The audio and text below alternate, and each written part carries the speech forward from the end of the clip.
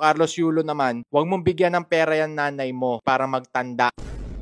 Aring Bangis, anong masasabi mo sa nanay ni Carlos Yulo? Ang masasabi ko lang sa nanay ni Carlos Yulo ay napakawalang tamong ina. Masakit pakinggan yon guys, pero yun ang totoo. Kasi hindi niya sinusuportahan yung sarili niyang anak. Lahat ng Pilipino nakasuporta sa tao, yung mismong nanay niya, hindi siya sinusuportahan. Okay, walang tiwala.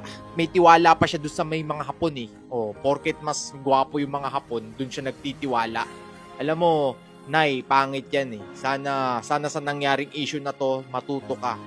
Hindi obligasyon ng anak mo na bigyan ka ng pera.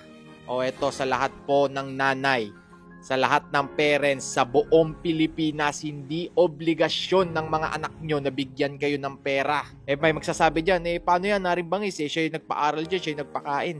Kahit na, hindi obligasyon ng mga anak ang kanilang mga magulang.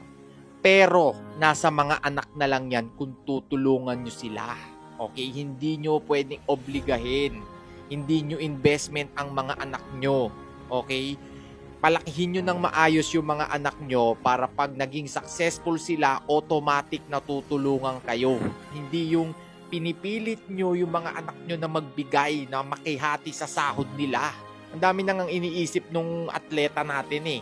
Gusto mag-champion, gusto manalo, tapos dumagdag ka pa sa problema. Ang hirap-hirap sungkitin ng gold medal. Buti pa yung ama, buti pa yung girlfriend ni Carlos Yulo, nakasuporta dati pa. Kahit natatalo, sinusuportahan.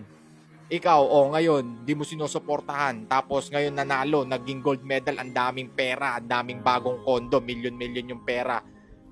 Ngayon, lumalapit ka ngayon, nagpapakabait ka. Kasi gusto mo ng pera, di ba? Mukha kang pera na. Hindi, joke lang. Pero yun nga yun, parang ganun na nga yun. Parang gusto humingi ng pera netong nanay niya.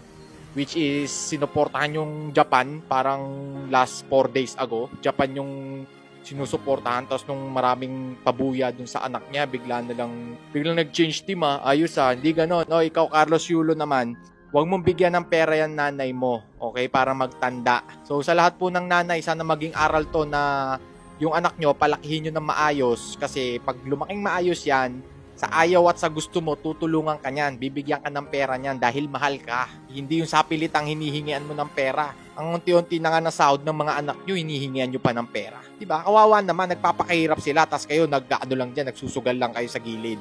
Diba? Nag-iinom lang kayo dun. Pangit yung ganon. So sana maging aral to tong issue na to, may kapupulutan ng aral yan.